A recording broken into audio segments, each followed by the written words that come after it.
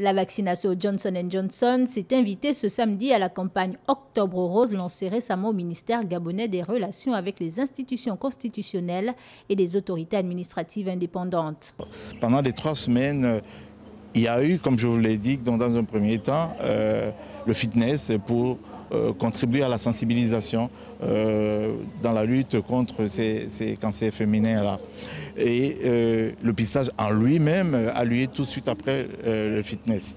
Maintenant, à partir de cette semaine, la vaccination contre la Covid, donc c'est l'élément supplémentaire pour cette campagne qui est menée donc conjointement entre le ministère des Relations institutionnelles et des Relations avec les institutions ici, mais soutenu par le ministère de la Santé.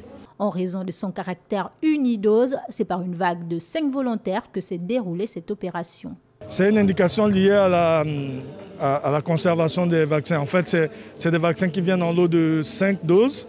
Donc, vu qu'il y a 5 doses, il faudra recevoir 5 volontaires pour ne pas justement gaspiller une des doses. Au Gabon, force est de constater que les messages sur le recours à la vaccination commencent à avoir l'effet escompté au sein de l'opinion publique. On voit beaucoup de décès aujourd'hui à la Covid-19, surtout avec le variant Delta, qui n'épargne presque aucune famille aujourd'hui.